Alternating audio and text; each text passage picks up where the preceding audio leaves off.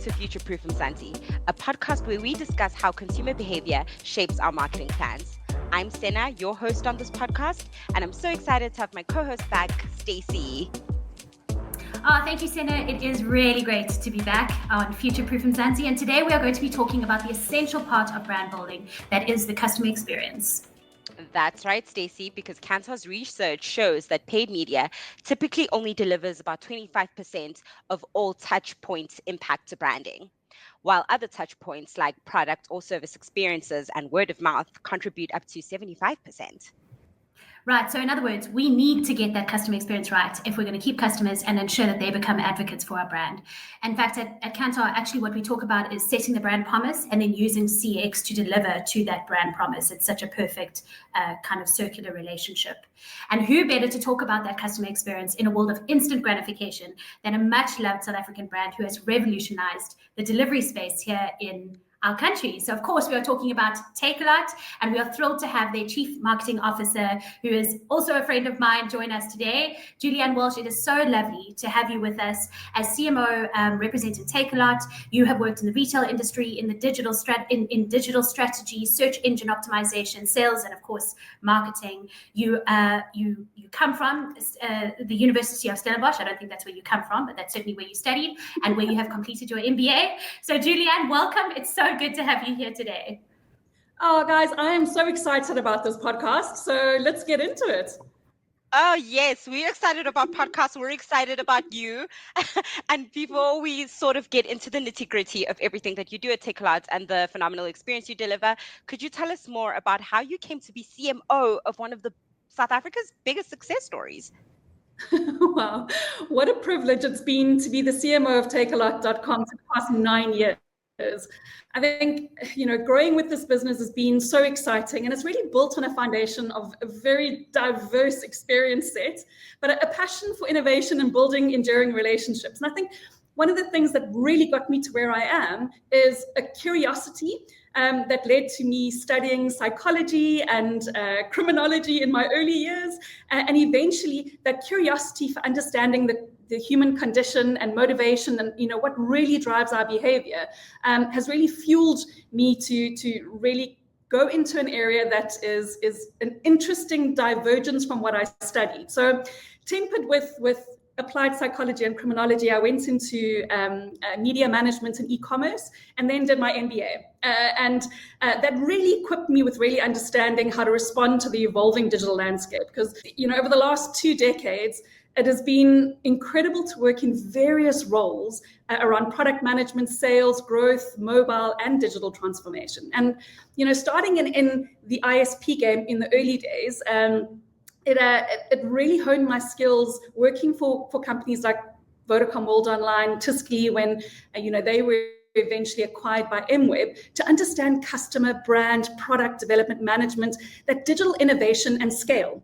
And relationship-wise, when I worked at Takealot, we were bought out by mergers and acquisitions by MWeb, and the then CEO, Kim Reid, bought Takealot and kind of brought me down to Cape Town and gave me an opportunity to head up the product development and management at MWeb.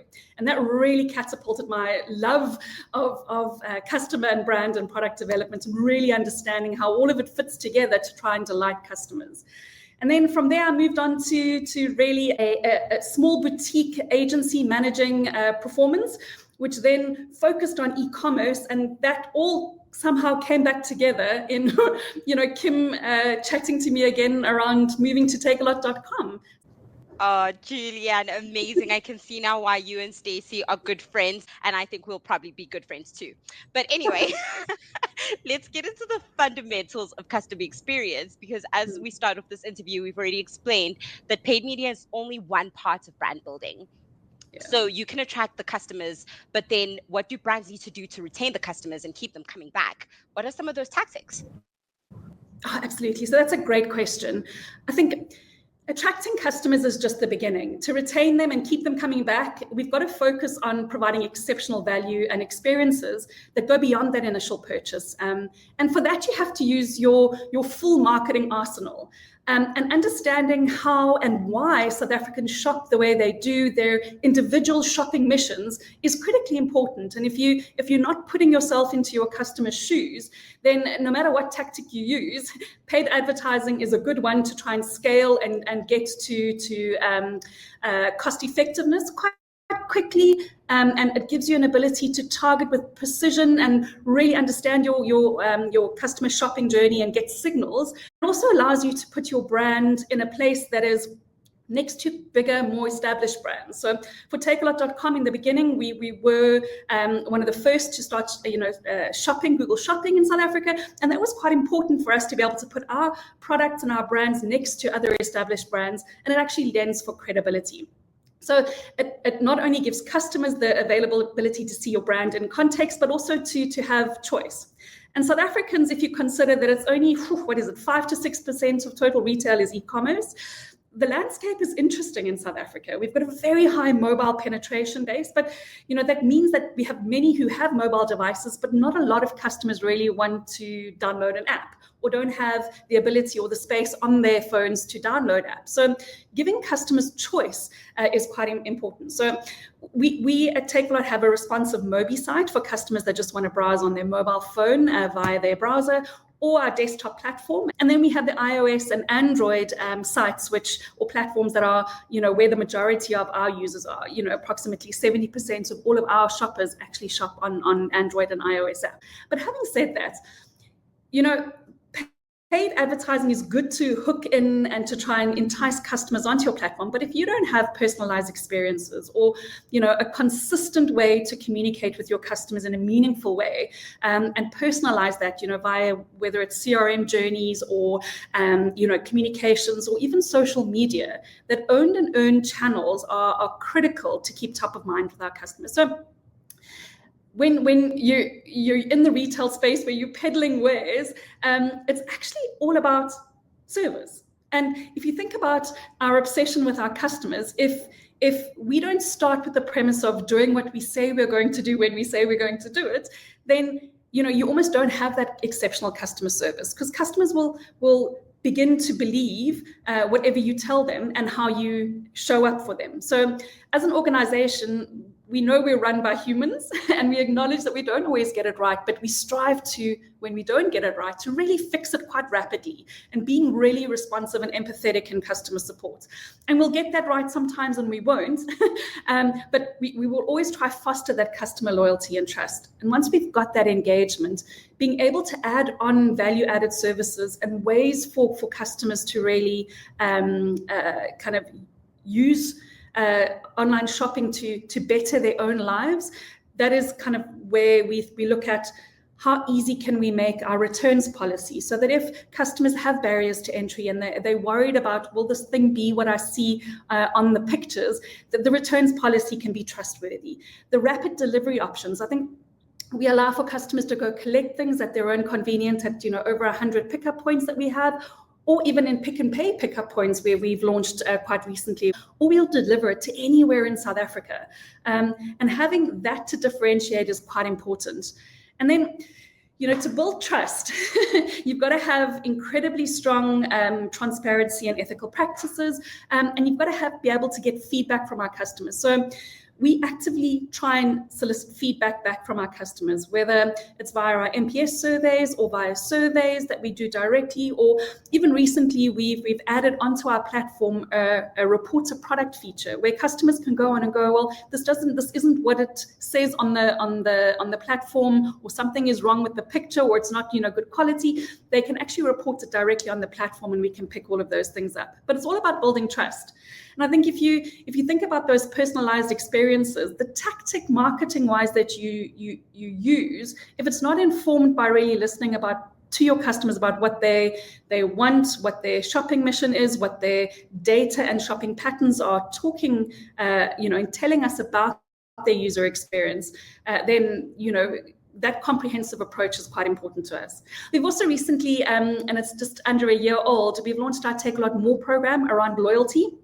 And this is a subscription program that allows us to really give benefits to customers around quicker delivery, benefits on Mr. D as well for delivery for groceries and for food, and then also to give really exceptional personalized deals to customers who are on the program. So tactic-wise, you've got to approach building a strong brand with the customer at the center, and that long-term retention and relationship is all about listening to customers' sentiment and feedback and doing what you say you're going to do when you say you're going to do it.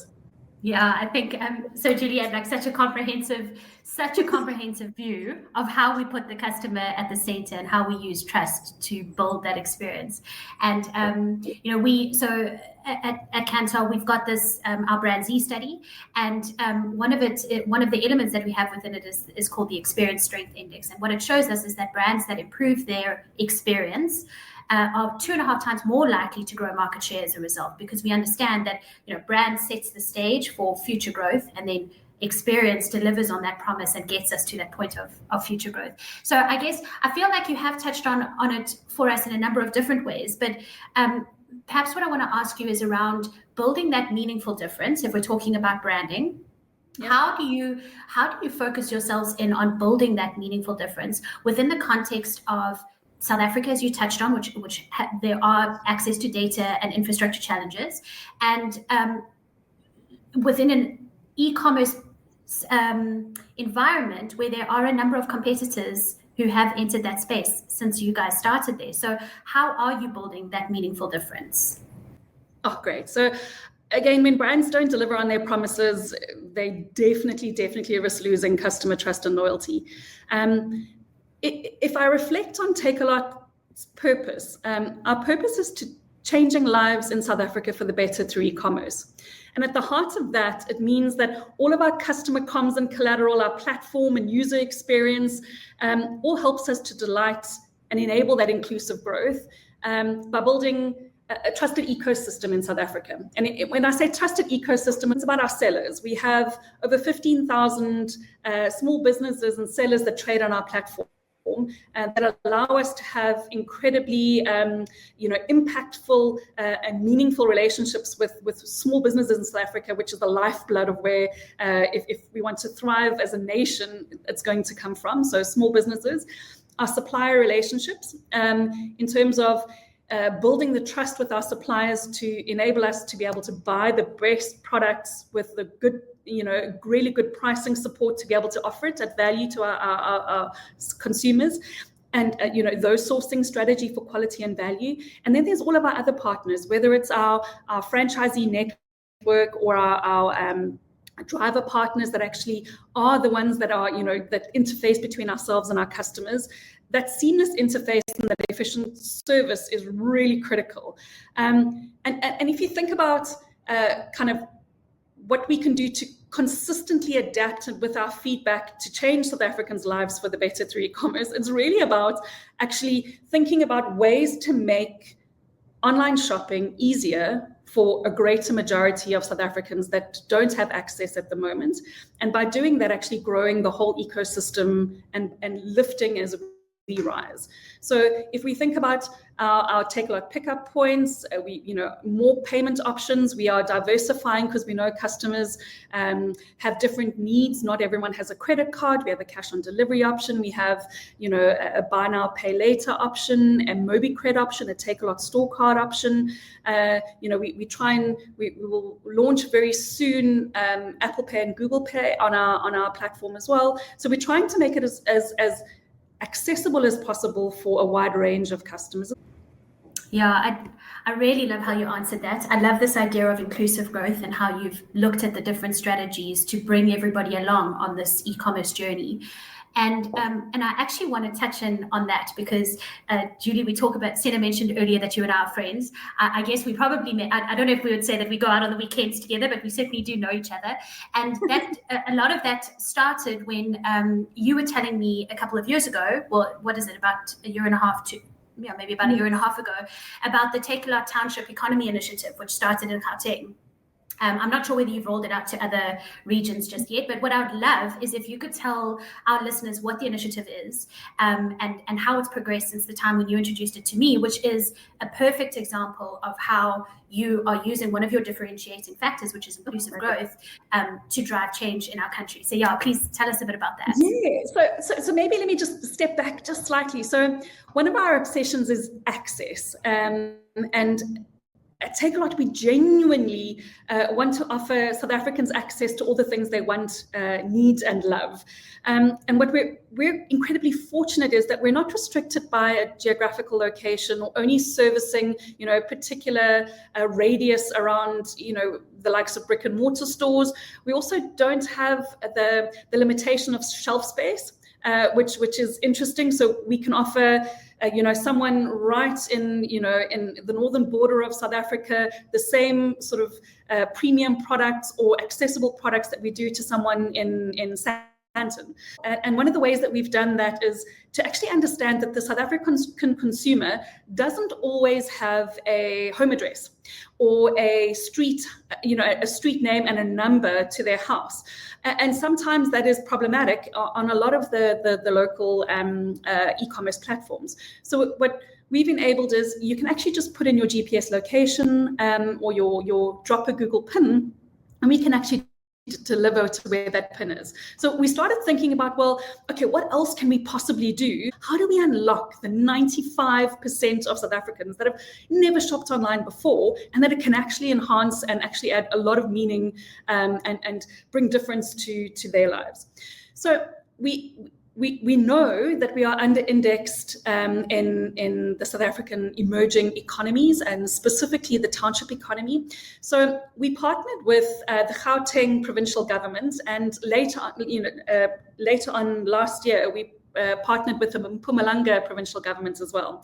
And we launched the Township Economy Initiative with them. And really what that was all about is to try and create jobs, support local businesses in these underserviced areas, and really try and stimulate that growth to create those employment opportunities for individuals that really they've been underserviced before. So we had about 6 programs that we launched. The first one is the personal shopper program, and we did a driver development program, a township franchisee development program, because we identified that in the townships we have a franchisee model for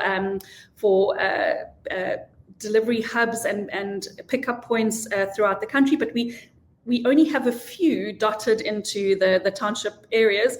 So we want to actually bring local township franchisee into a development program where they can eventually launch their program as well. And then to bring in the Mr. D side, we did some local restaurant programs, as well as trying to get local manufacturing, marketplace, small businesses also on a program. So those were a couple of the initiatives that were in this total township economy initiative that we partnered with the provincial governments.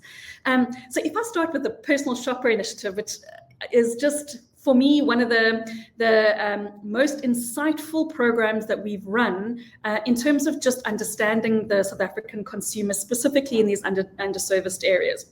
So we know that we've got about 3,200 personal shoppers that are active in our program at the moment, which we're quite excited about, and we're really on track to get the 5,000 personal shoppers that we've planned to get by 2028. And really, what it is we identify people and recruit people in areas to become personal shoppers on behalf of other souls in the township economy, and they can then earn extra income for every shopper or every purchase that they make, and they help people in their community to save money, travel costs to stores, to help build trust in this e-commerce platform, and really offer not only an employment option, but a way for the Takealot, the brand, to manifest itself in the township economy as with a trusted soul within the economy to actually build and grow. So what these personal shoppers actually do is they shop on behalf of their community, and they actually market themselves via WhatsApp groups. Some of them have actually done great work on social media where they branded personal shoppers, and they're earning an income because they're getting a commission from every sale that they make. And from that, we've learned so much about what types of products we need to have available, the price value equation, the ability for us to deliver quicker into these areas, and also just the feedback around the experience. So whether our Mobi site is the one, or is it being able to just unlock more value for that community. Julie-Anne, just before you go to the second one, the second Sure. initiative, which we are very interested to hear about, I just want to check the exact mechanic around the personal shopper, because I think it is fabulous, and I just want to be clear on it. So are you saying then that this trusted person shops on behalf of their community? So do they come with their requests, and then she or he loads their cart and orders on behalf of them, pays with what kind of money, like their own credit card, or is it something that Takealot supplies a payment platform for, and then I assume the goods are delivered to that person's address? What's lovely about this program is that it actually gives options. So the personal shopper does the shopping on behalf of the person that they're buying for. They have option to do cash on delivery. They have option to use a kind of buy now, pay later option, a Mobi credit option, or a Takealot credit option. They can use their credit card to pay. They take payment from their people that they buy for, and they pay on behalf to Takealot. So that's working, as well as they then get incentivized to do certain things. So whether it's marketing, they get like a marketing incentive, or if they do an educational job within their community around what is online shopping or how to shop online, what the benefits are, they then get incentivized, as well as their commission that they get from every shop that they make. We often speak on this podcast and at Kantar on courageous partnerships. And I think that sometimes when we're faced with issues, because of how complex the South African consumer landscape is, it may be just easier for brands to just try and pretend that those issues don't exist, because it may feel too overwhelming. And I truly believe that entrepreneurs are really at the forefront of solving some of society's most pressing issues. And the sort of innovation and courageous partnerships that Takealot has decided to go forward with is truly remarkable, Julie-Anne. I am astounded every day when we have conversations with these personal shoppers at what they are able to achieve and how motivated they are. And I think that is actually about the South African hustle culture. There is something incredibly entrepreneurial, and just get on with it, and they can make something of a little opportunity that is provided. And not only that, they take it and make it even bigger than what it could possibly be. So I've been incredibly impressed with just the feedback and the insights. It's made us a better organization. I'm incredibly humbled by the gees that comes out of the community. Entrepreneurs and young people, my goodness, yes. Speaking of those partnerships, right, I want to get into Takealot's partnerships, because you partner with Mr. D, which is also a very good example of a brand that's evolved over time. You also now work with Pick and Pay at ASAP to offer delivery on the same day. So tell us about these partnerships and how they contribute to a better customer experience. So if you think of Takealot.com, we can do same day delivery, we can do next day delivery, we can do large bulky appliance delivery. But the one thing that we haven't been able to get to yet, just with the vast amounts of goods that we've got, is quick commerce.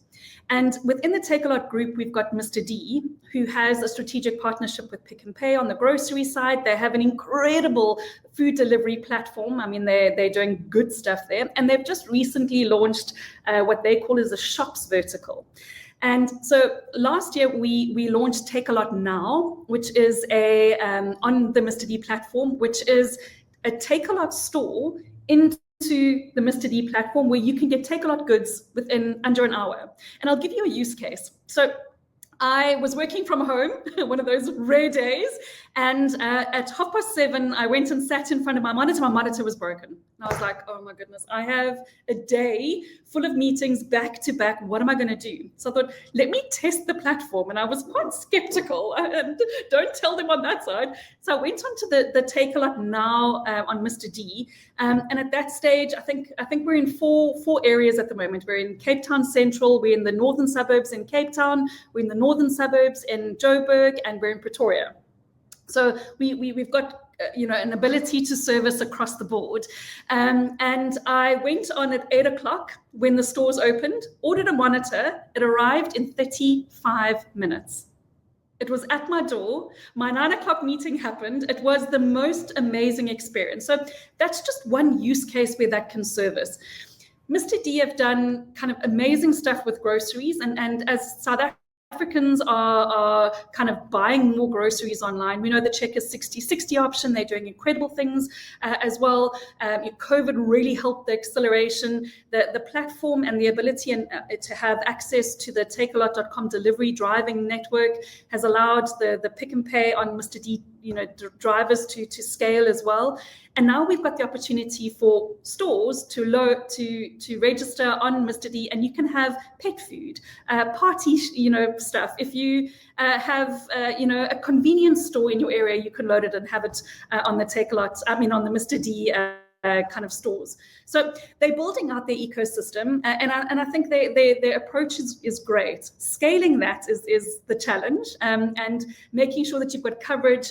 When you've got such a hyper-local business, it's so different to Takealot, where, when I talk Takealot, I'm thinking, how do I get this national message out? How do I talk to the masses? And then how do I, talk personalized to customers because we've got their data? Mr. D has a challenge where they've actually got to go localized because they have different restaurants, different shops, different grocery options based on where you are. So very different model. And that's great. The South African consumer wants things quicker, they want it cheaper, and they want it now.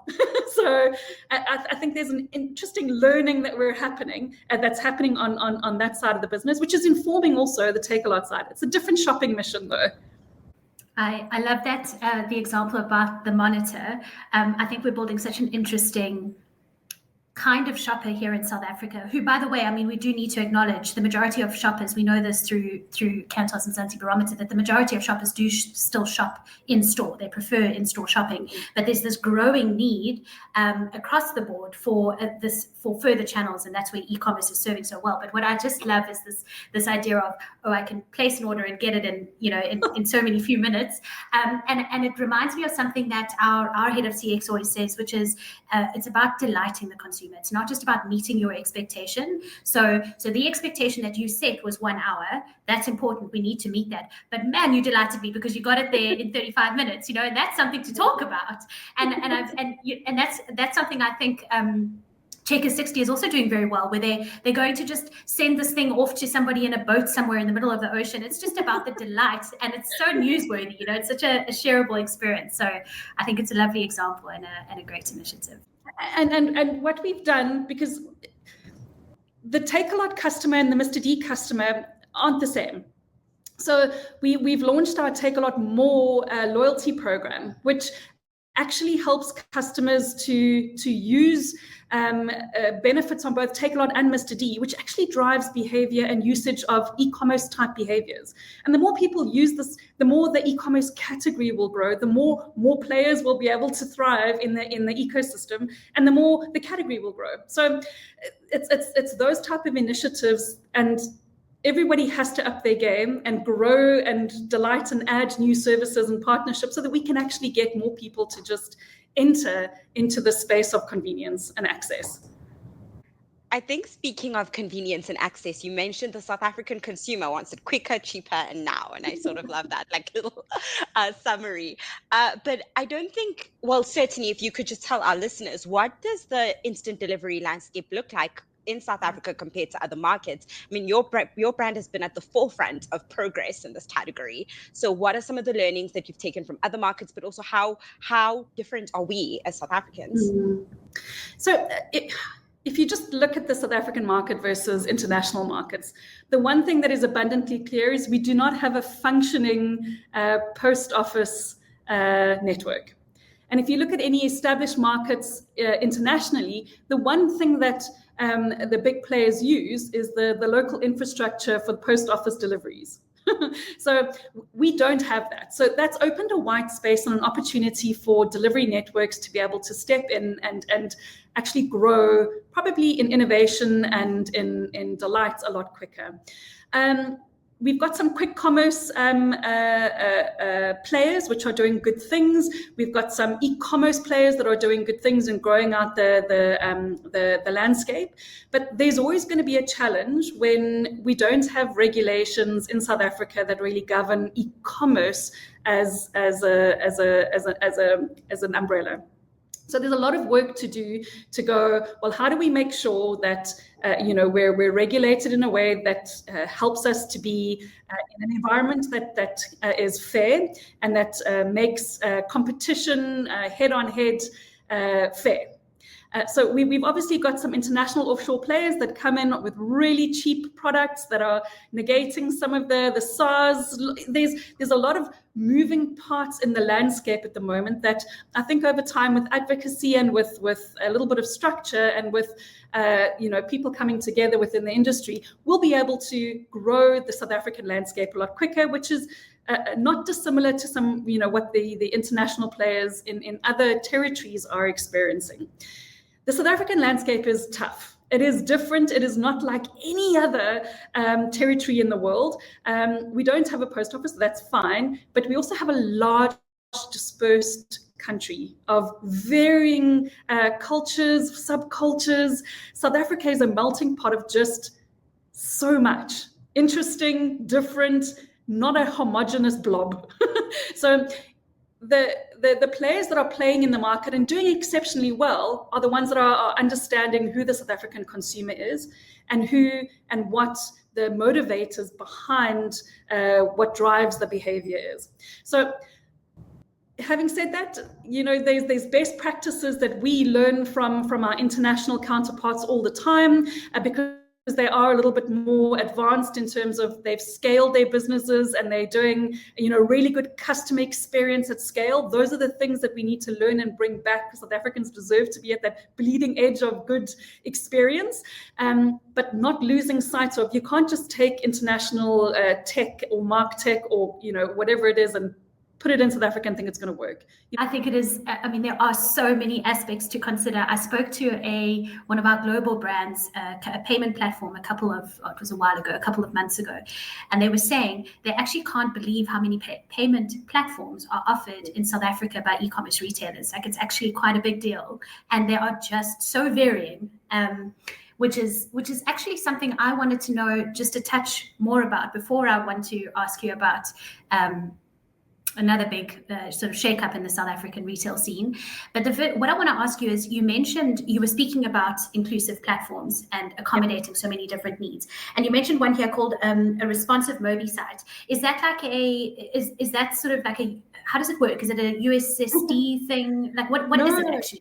So if you don't have our app and you are on your mobile phone and you go onto your browser and you type www.takealot.com, it'll open up a lighter version of our desktop site on your phone that fits to the phone size and dimensions. And it's responsive in terms of it moves the content so that it is more readable and more accessible on the Mobi site. So you don't have to go through if you're a first-time user or if you don't have a lot of space on your mobile device, you don't have to download the app and then uninstall it, install it, which is what some customers have to go through. You can actually just access the site in its totality just on your browser. Oh, excellent. So that works in the case of having feature phones as opposed to a smartphone. Yeah, absolutely. Okay, Julie-Anne, I need to ask you the big question that everybody seems to be asking me as though I have the answer to, but I don't. Yes. What does the entry of Amazon into the South African e-commerce landscape mean for you guys and mean for us as a country? So look, Amazon have been here for almost a year. I can't believe it. Let's talk about what it signals to the South African consumer and what it signals to business. It signals that there's an investment case into South Africa. from an international player who does due diligence and has entered many territories. So what I really love about that is there's this buoyance and this signal that it sends, which is great. Having been in the position where we've grown the e-commerce category in the country for so long, I am quite relieved that there's another player that can spend some marketing dollars or rands to actually help grow the category. If we can make more South Africans try e-commerce for the first time and grow that, then there will be more than enough space for all parties to really thrive and win. I can't really comment too much on how much they've been able to achieve, but I know that they do have a long view, and they've certainly got deep pockets, and they certainly will, ramp up over time. We've taken quite a critical and strategic stance to say we know the South African consumer, we know our business, we know what we need to do to grow and to scale. And if we do what we say we're going to do when we say we're going to do it at scale consistently, then it is our game to lose. So we're not sitting on our laurels in any way. We're thinking about different ways to access more, to open up more opportunities for the e-commerce category to grow. We're trying as much as possible to scale as much as we can to, launch things like Takealot more, which is a way for us to really solidify and hold on to our really valuable, high value customers who are loyal, with offering them more benefits. So I think competition is good. We've always positioned ourselves as this, young brand that is fighting against, brands in the brick and mortar space that are, 60, 100, 120, 160 years old. We're 13, 14. We're young. So we like as a business to think that we're punching above our weight, and we will continue to run our own race and focus on trying to deliver better for our customers and try and innovate in that space. So we're a business that doesn't really look at our competition or obsess about them. We're obsessed about our customers, but we're very aware of them. Julie, this has been honestly iconic discussion. I'm not going to use like my Gen Z speak, but basically it's been good. It's been amazing. But I really want to ask you before I let you go, who do you think is doing what other brand other than Takealot, who do you think is really killing it in the CX space right now, which is customer experience for our listeners? So look, I think there's a few that I think are doing well. I don't think anybody is doing it amazingly. So I think there's always room for growth and improvement and obsession. So look, I love some of the international e-commerce brands, specifically, ones that have more interactive, personalized elements like, face modules or AI-driven assistance to help you make your personalized shopping decisions. I think there's a couple of brands out there that are doing that really well. I think quick commerce, there's some international players that are doing exceptionally well. They might not be, there's different elements that I get inspiration from. So if I look at the likes of, iFood in Brazil and in South America, I think they're doing scale, personalization and delivery. They've grown the food delivery market in Brazil and in South America like nothing I've ever seen, and they've got a really good ethos around how they do that. I think in India, I think we can get some inspiration from the likes of Flipkart and Swiggy. They're also doing quite interesting things. The likes of the Chinese players for e-commerce and live shopping. I think that's a very big kind of future view of how to do interactive shopping. Live shopping for me is that.